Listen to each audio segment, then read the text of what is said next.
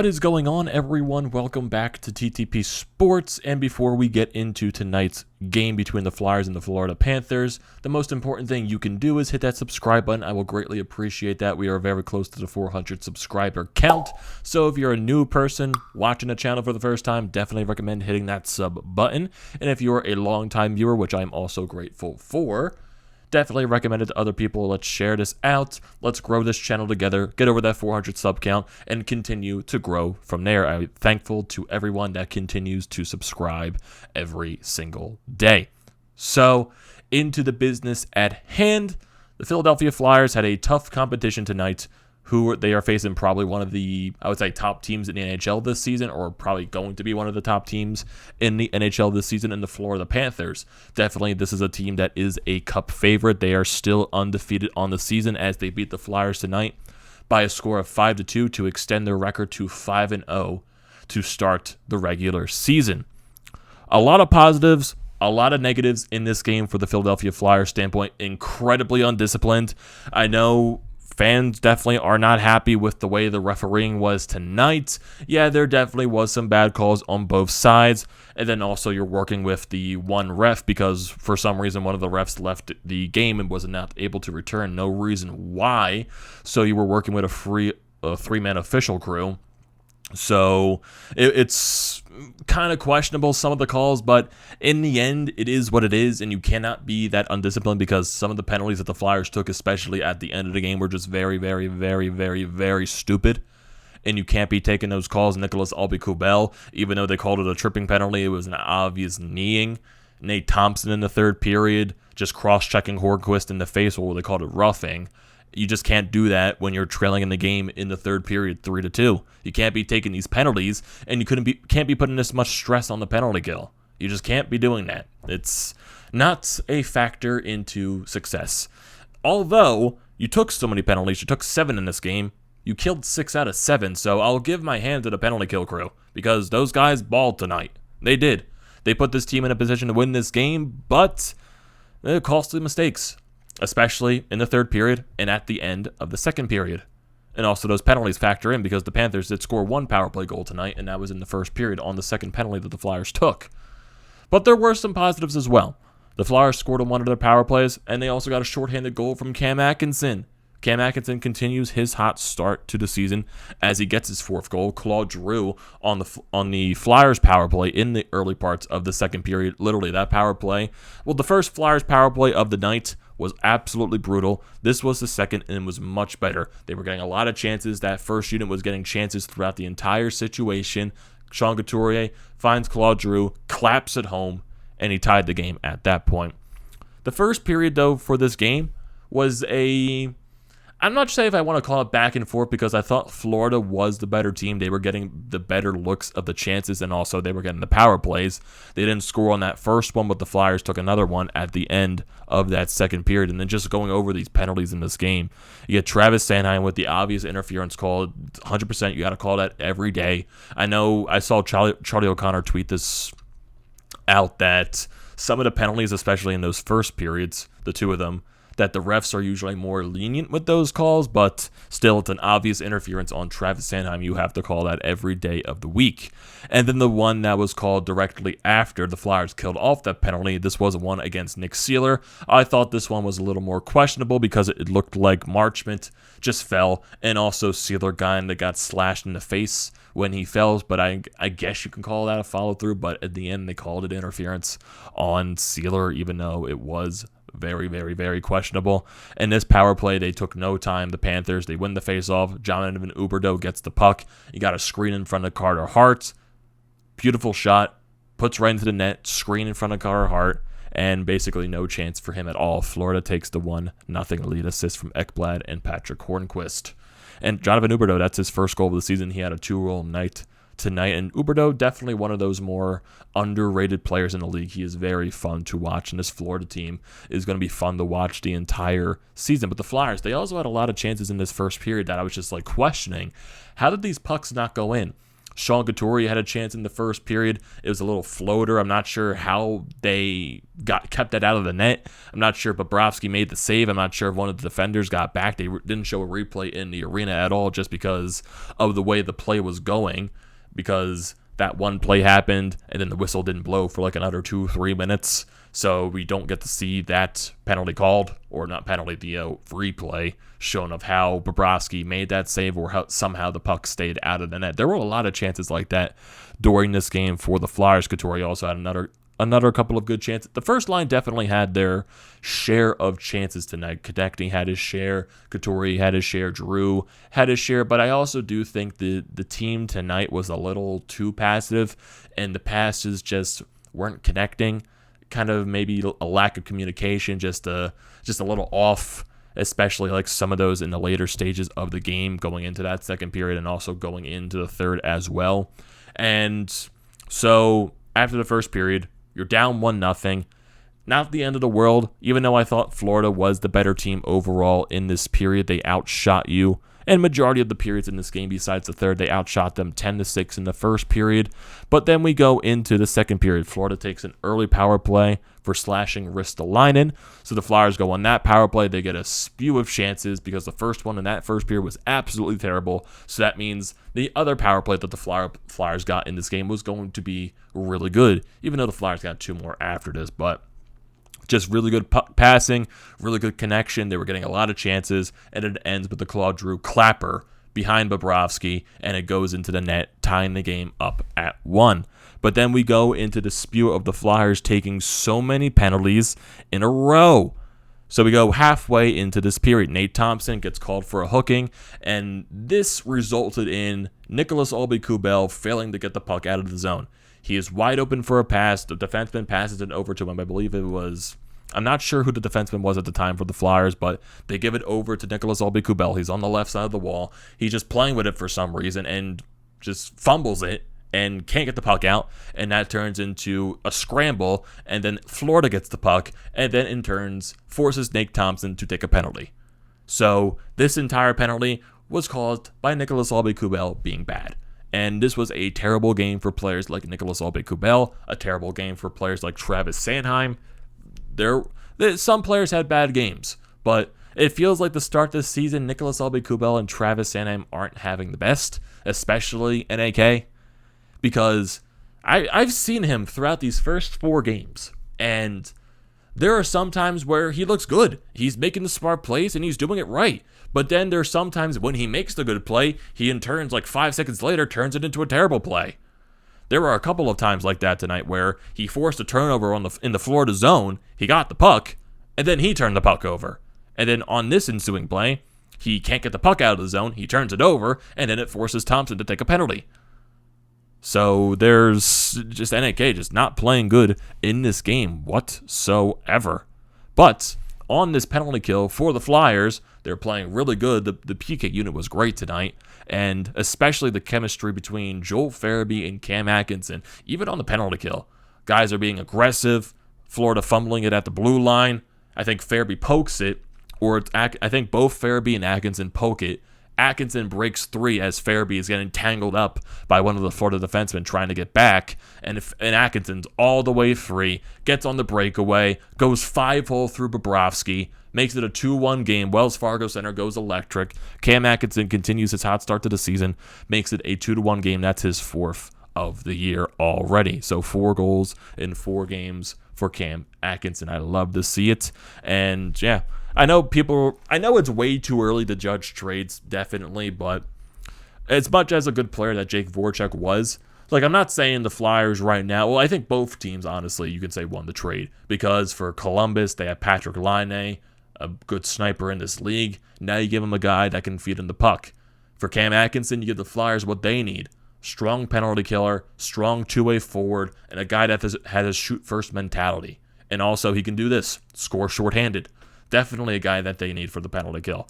So I would say both teams right now won this trade. But hey, Flyers go up 2-1, and they had the swing of the momentum. And also the Flyers, I think, got another power play in this period as well, and they had some good looks as well.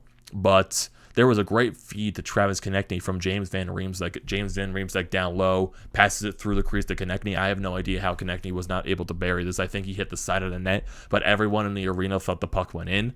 There was a couple of those plays tonight where the entire arena thought the puck went in, but it didn't. So it just didn't. I think it hit the side of the net or it hit the outside of the post, but I have no idea how this puck didn't go in, but still great showcasing from the penalty kill tonight.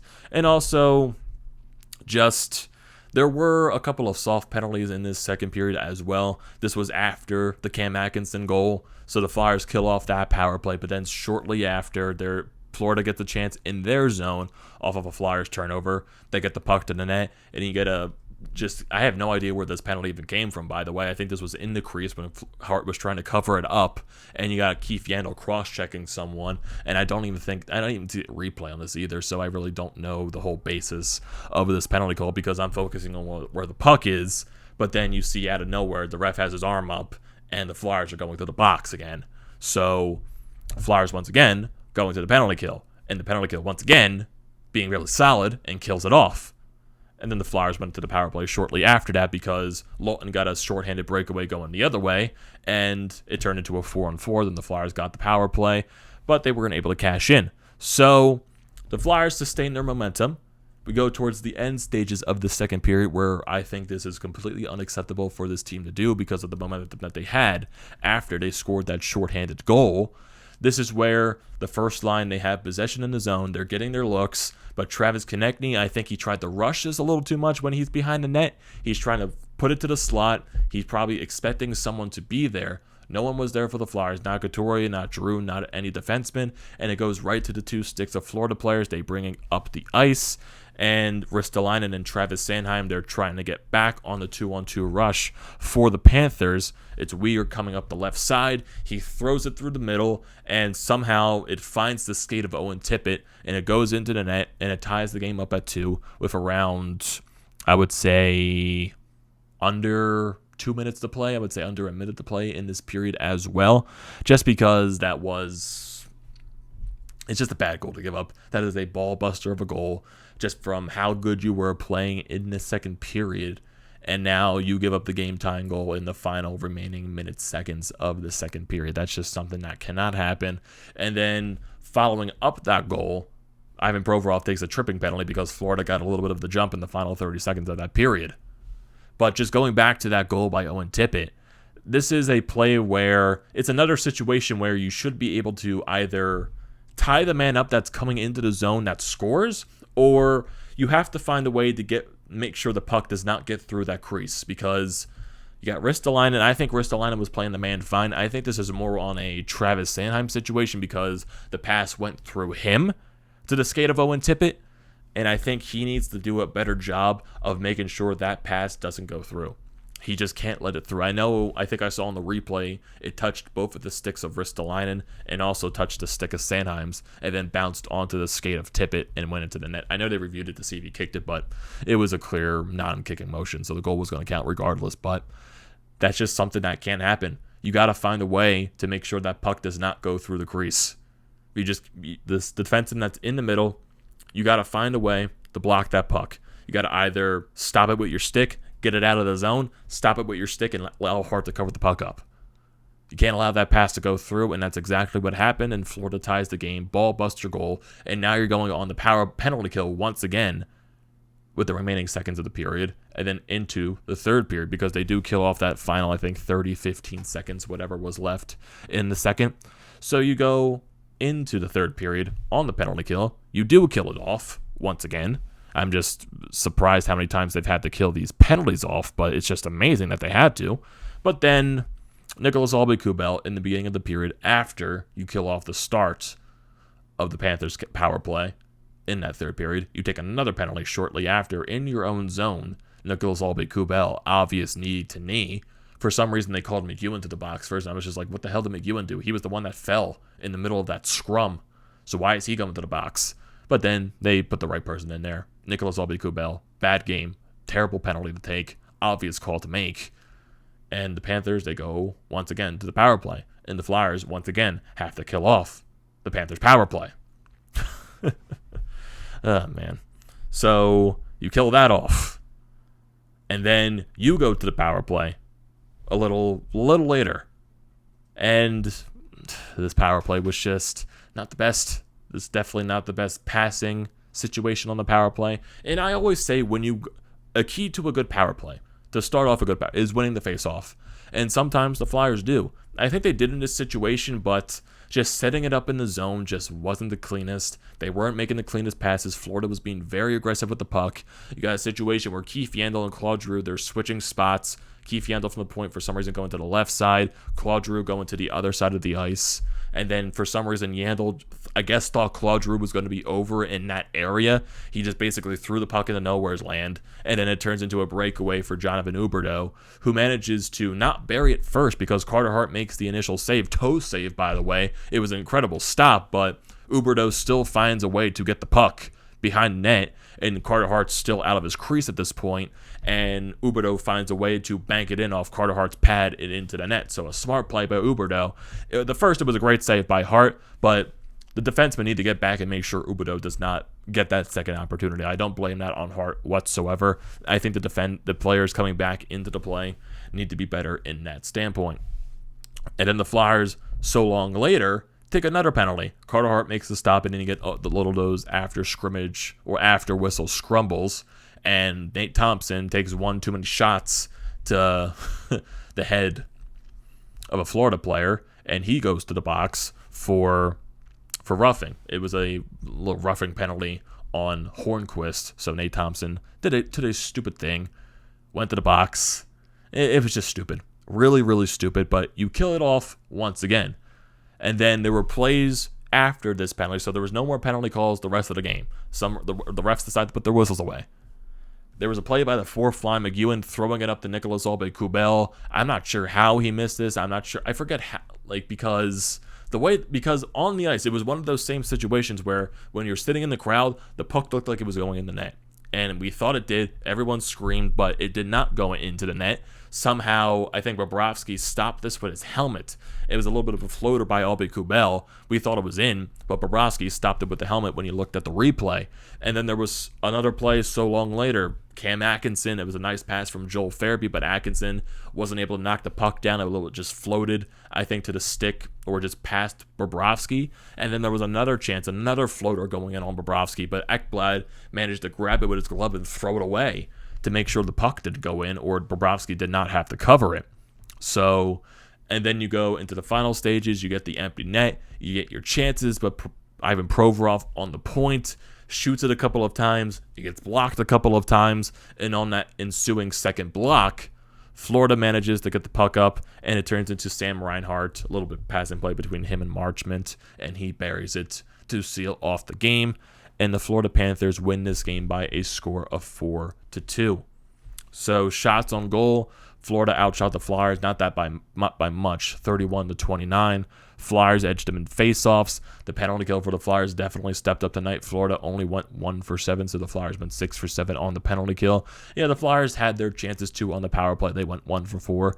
Would have liked to see another power play goal in this game, but it is what it is at this point. There are positives and there is negatives to take away from this game. This was a very physical game as well. 23-21 in terms of hits, a lot of block shots, and just focusing on some players in this game for the Flyers.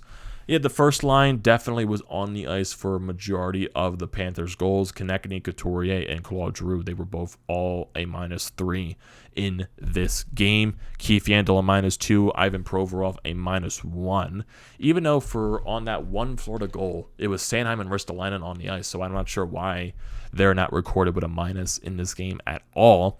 And Carter Hart tonight, fantastic. He stopped 27 out of 30 shots just because that last goal by the Panthers was an empty net shot. So Carter Hart wasn't in the net for that, so that doesn't count. But just overall, need to be better. I'm not going to harp on this team for the fourth game of the season. They got 5 out of a possible 8 points to start this homestand. The Flyers are 2-1-1 to start the season. That's probably better than I expected, honestly. I didn't expect this team to go like 3-1-0, 3-0-1, or even sweep this homestand because they were playing tough teams. They were. Their easiest competition was the Kraken, even though I do think the Kraken are a tough team to play against. They manhandled them. Vancouver, that was a tough game for them to play. Boston, that was a tough team they played against, but they managed to find a way to win that game. In this game against Florida, it was your toughest matchup probably of the homestand. And I would say you did keep up with them, but I do think this was also a winnable game because there were just too many mistakes they made in this game that Florida was able to counter on. And you shouldn't be making mistakes to any team in this league because they are going to make you pay for that, but especially against a very good team in the Florida Panthers, they are going to make you pay for your mistakes, and that's exactly what they did. Thankfully, they didn't score on all those power plays, but the penalty kill stepped up, but it is what it is at this point. I would say this homestand was pretty successful. You got 5 out of a possible 8 points. Take the positives from this game, look at the negatives, work on it. You got 3 days off before you go on your first road trip of the season. Of course, your first road trip is in Western Canada. You know that it doesn't have to get any easier from here. God damn, I'm stuttering like a motherfucker. But this is where I'm going to end this video off. You got a 3-game road trip: Edmonton, Vancouver, Calgary. Got 3 days off to work from this. Look at the positives and the negatives and work from there. So, what are your thoughts on this game, everyone? What are your thoughts on Carter Hart? Just the breakdowns in this game. Do you think this was a winnable game? And just overall thoughts and opinions down in the comment section below. As always, I would gladly listen to those. Also, don't forget to leave a like on this video. Also, don't forget to check out the Panel Lines, which I'm a part of. Their links are down in the description below. Also, don't forget to check out the links to BrodesMedia, the Florida Pod merch website, and also Flyers Nitty Gritty. The good stuff is down in the description below. Do not forget to check those out. And like I said in the beginning of the video, do not forget to hit that subscribe button. I will greatly appreciate that, and I will see you next time.